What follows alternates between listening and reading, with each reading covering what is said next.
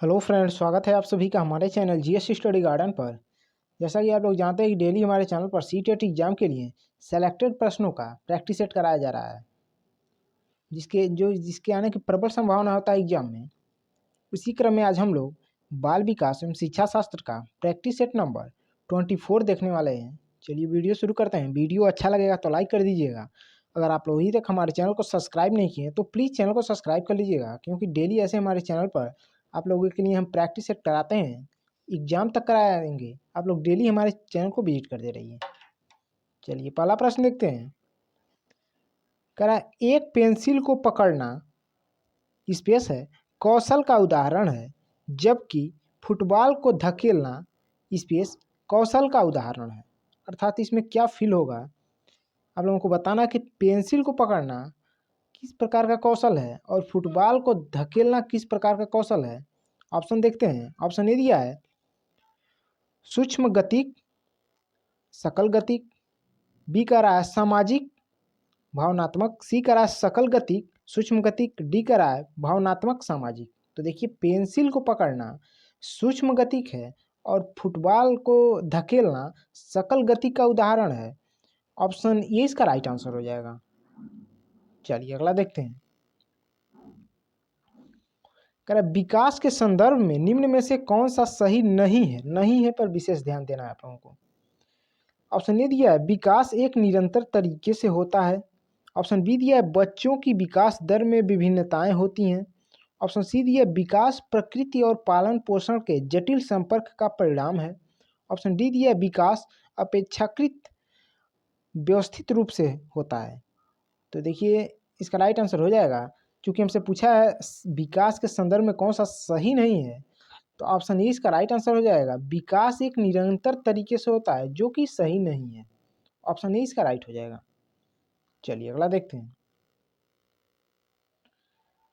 कह रहा है फिल करना है स्पेस है और स्पेस प्रारंभिक बाल्यावस्था के दौरान बच्चों के प्राथमिक सामाजिकरण की संस्थाएं हैं। कौन कौन से जो है बच्चों के प्राथमिक बाल्यावस्था के दौरान सामाजिकरण की संस्थाएं होती हैं। ऑप्शन ए दिया है धार्मिक संस्थाएं और कानून। ऑप्शन बी दिया है देखिए आस पड़ोस और सामाजिक नीतियों। ऑप्शन सी दिया है प्रिंट या मुद्रक मीडिया और विद्यालय। ऑप्शन डी दिया है परिवार और आस पड़ोस। तो देखिए इसका जो राइट आंसर हो जाएगा परिवार और आस पड़ोस प्रारंभिक बाल्यावस्था के दौरान जो है बच्चों के या फिर बालक के प्राथमिक सामाजिकरण की संस्थाएं होती हैं। ऑप्शन डी इसका राइट आंसर हो जाएगा। चलिए अगला देखते हैं। कह रहा है जीन पियाजे के संज्ञानात्मक विकास के सिद्धांत के अनुसार अधिकतर बच्चे किस स्तर पर सामाजिक मुद्दों और न्याय के प्रति समझ स्थापित कर लेते हैं। सामाजिक मुद्दों और न्याय के प्रति ध्यान दीजिएगा यहाँ पर। ऑप्शन ए दिया संवेदी गामक। ऑप्शन बी दिया पूर्व संक्रियात्मक। ऑप्शन सी दिया मूर्त संक्रियात्मक। ऑप्शन डी दिया है औपचारिक संक्रियात्मक। तो देखिए सामाजिक मुद्दों और न्याय के प्रति समझ जो स्थापित कर लेते हैं बच्चे, वो जो चरण है वह है औपचारिक संक्रियात्मक चरण। ऑप्शन डी का राइट आंसर हो जाएगा। चलिए अगला देखते हैं। देखिए कह रहा है एक विद्यार्थी निरीक्षण करता है कि छड़ ए छड़ बी से लंबी है तथा छड़ बी छड़ सी से लंबी है। इस निरीक्षण के आधार पर विद्यार्थी यह निष्कर्ष निकालता है कि छड़ ए बी से लंबी है, परंतु जब यही समस्या उसे मौखिक रूप से पूछी जाती है तो यह सही निष्कर्ष नहीं निकाल पाता। पियाजे के सिद्धांत के अनुसार विद्यार्थी संज्ञानात्मक विकास की किस अवस्था में है, इंपॉर्टेंट है। ऑप्शन ए दिया है मूर्त संक्रियात्मक अवस्था। ऑप्शन बी दिया औपचारिक संक्रियात्मक अवस्था।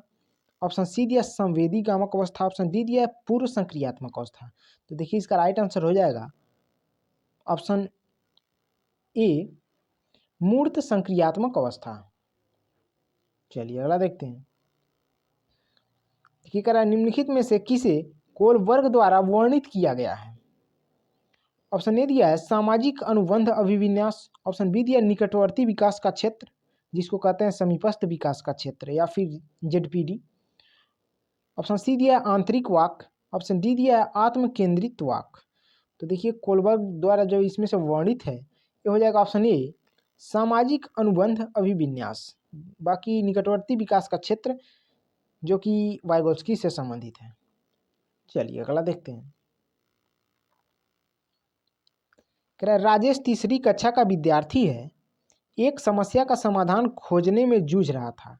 यह देखकर उसकी अध्यापिका ने उसे कुछ संकेत दिए जिसके आधार पर वह समस्या का समाधान कर पाया। वाइगोत्स्की की शब्दावली में अध्यापिका ने पाड़, देखिए पाड़ या ढांचा प्रदान, जिसको इसको फोल्डिंग भी कहा जाता है, प्रदान करके राजेश को पाने में मदद की। ऑप्शन ए दिया स्व केंद्रीयता, ऑप्शन बी दिया अपरिवर्तनीय सोच, ऑप्शन सी दिया निकटवर्ती विकास का क्षेत्र, ऑप्शन डी दिया जैविक परिपक्वता। तो देखिए इसका राइट आंसर हो जाएगा ऑप्शन सी निकटवर्ती विकास का क्षेत्र, जिसको जेडपीटी भी कहते हैं या फिर समीपस्थ विकास का क्षेत्र भी कहते हैं। तो ऑप्शन सी इसका राइट आंसर हो जाएगा। चलिए अगला देखते हैं। निम्नलिखित में से किस सिद्धांत कार्य ने अधिगम के संदर्भ में सामाजिक संरचनावाद पर जोर दिया है? सामाजिक संरचनावाद पे ध्यान दीजिएगा। ऑप्शन ए दिया स्किनर, ऑप्शन बी दिया कोलबर्ग, ऑप्शन सी दिया वाइगोत्स्की, ऑप्शन डी दिया सिगमंड फ्राइड। तो देखिए सामाजिक संरचनावाद पर जिस मनोवैज्ञानिक ने जोर दिया है हो जाएगा इसका right answer option C Vygotsky. चलिए अगला देखते हैं। चलिए इसको देखने से पहले अगर आप लोग अभी तक वीडियो को लाइक नहीं किए हैं तो प्लीज़ वीडियो को लाइक कर दें। अगर आप लोग अभी तक हमारे चैनल को सब्सक्राइब नहीं किए हैं तो प्लीज़ चैनल को सब्सक्राइब कर दें, क्योंकि डेली आप लोगों के लिए हम ऐसे सेलेक्टेड क्वेश्चनों का प्रैक्टिस सेट लाते हैं जिसमें पर्यावरण, हिंदी और बाल विकास से संबंधित प्रैक्टिस सेट भी हम कराते हैं डेली। आप लोग हमारे चैनल को डेली विजिट करते रहिए।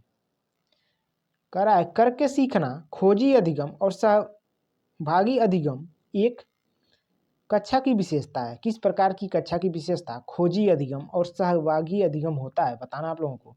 ऑप्शन ए दिया व्यवहारवादी, ऑप्शन बी दिया प्रगतिशील, ऑप्शन सी दिया अध्यापक केंद्रित, ऑप्शन डी दिया निष्क्रिय।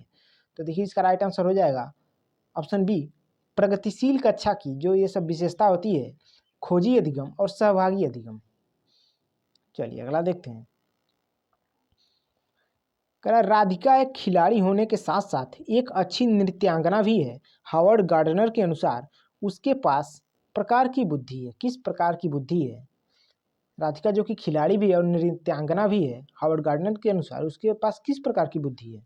ऑप्शन ए दिया है अंतर्वैयक्तिक, ऑप्शन बी दिया भाषाई, ऑप्शन सी दिया शारीरिक गतिक संवेदी, ऑप्शन डी दिया संगीतात्मक। तो देखिए इसका राइट आंसर हो जाएगा ऑप्शन सी शारीरिक गतिक संवेदी। चलिए अगला देखते हैं।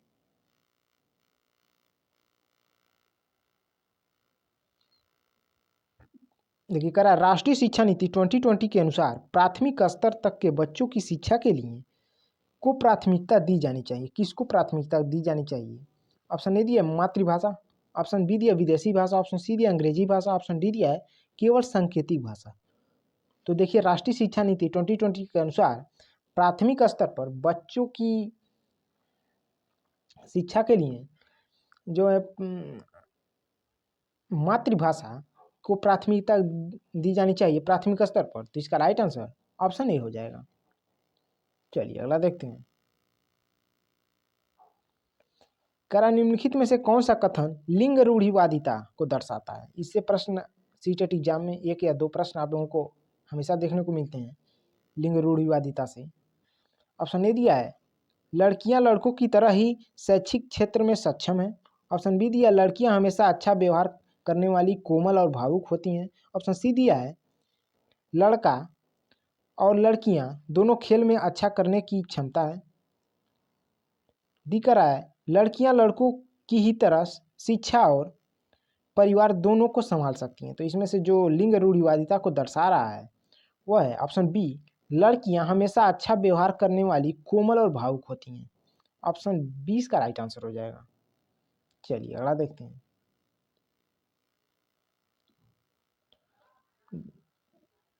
देखिए कह रहा है अभिकथन ये कह रहा है एक ऐसी कक्षा जिसमें विविध सामाजिक आर्थिक परिप्रेक्ष्यों से संबंधित विद्यार्थी हैं वहां अध्यापिका को मानकीकृत पाठ्यक्रम के इस्तेमाल से बचना चाहिए। तो देखिए ये सही कह रहा है, अभिकथन सही है।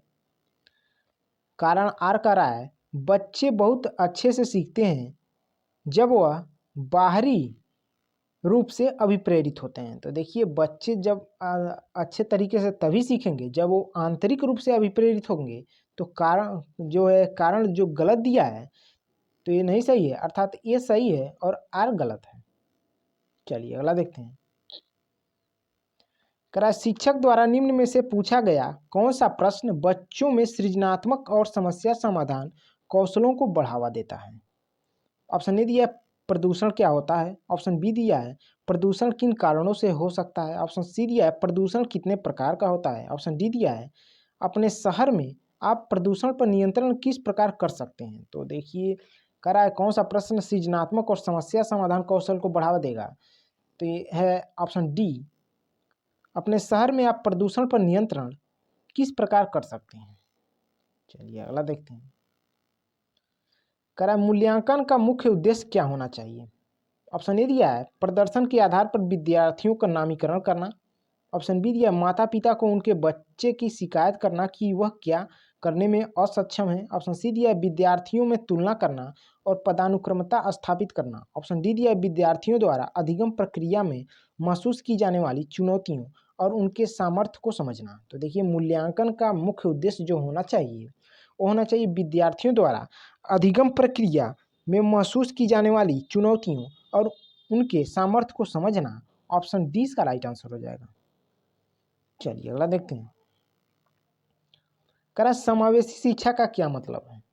तो आप लोग पढ़ चुके होंगे समावेशी शिक्षा का मतलब होता है कि ऐसी स्कूली व्यवस्था स्थापित करना जहां सभी विद्यार्थियों की जरूरतों की पूर्ति होता है। आप लोग बार बार पढ़े होंगे, तो इसका राइट आंसर ऑप्शन बी हो जाएगा। चलिए अगला देखते हैं।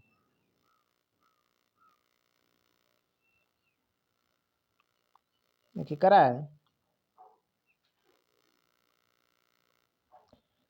एक विविधता वाली कक्षा में एक शिक्षक को क्या करना चाहिए। विविधता वाली कक्षा, ध्यान दीजिएगा यहाँ पर।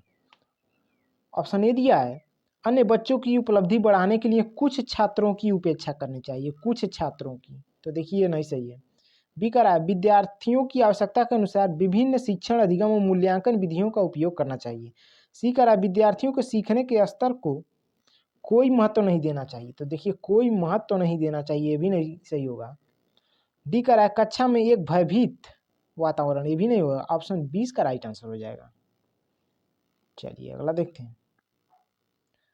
देखिए कह रहा है पठन वैकल्य से जूझने वाले विद्यार्थी स्पेस है में और गूढ़ज वैकल्य से जूझने वाले विद्यार्थी स्पेस में सापेक्ष रूप से चुनौती महसूस करते हैं। तो देखिए पढ़ने से संबंधित जो विद्यार्थी समस्या से जूझते हैं, आप लोग जानते होंगे कि वो वचन और लिखने से संबंधित उनको बोलने और लिखने से संबंधित समस्या होगा, और गूढ़ज वैकल्य अर्थात मैथमेटिकल जो है प्रॉब्लम रहेगा, तो उसके लिए अंकों के हेरफेर से संबंधित हो जाएगा। तो ऑप्शन ए इसका राइट आंसर हो जाएगा।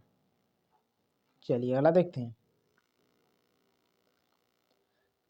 दृष्टिबाधित से जूझते विद्यार्थियों के सफल समावेशन हेतु एक अध्यापिका को क्या करना चाहिए। तो आप लोगों को हम बता दें कि दृष्टिबाधिता से जूझते सफल विद्यार्थियों के लिए सफल समावेशन के लिए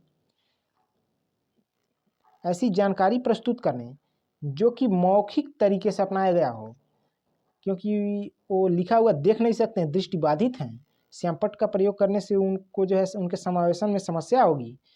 तो देखते हैं ऑप्शन ए दिया है लिखित स्वरूप। तो देखिए लिखित दिया है, भी नहीं हो जाएगा। रंगीन लेखनियों, ये भी नहीं होगा क्योंकि ये दृष्टिबाधित है। सी कर रहा है व्याख्या श्यामपट्ट का प्रयोग ही नहीं हो पाएगा, देख नहीं सकता है श्यामपट्ट आरेख। डी कर रहा है मौखिक तरीके, तो इसका राइट आंसर ऑप्शन डी हो जाएगा। चलिए अगला देखते हैं। प्रतिभाशाली विद्यार्थियों के संदर्भ में निम्न से क्या सही है। सही इसमें से बताना है क्या है। तो इसका आंसर आप लोग कमेंट बॉक्स में बताइएगा, काफ़ी इजी है। चलिए अगला देखते हैं।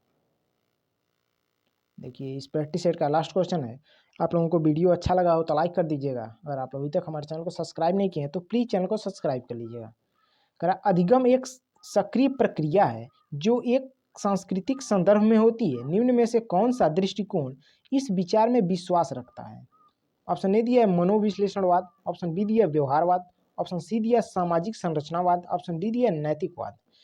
तो देखिए इसका राइट आंसर हो जाएगा ऑप्शन सी सामाजिक संरचनावाद, जो कि ये बताता है कि अधिगम एक सक्रिय प्रक्रिया है जो एक सांस्कृतिक संदर्भ में होती है।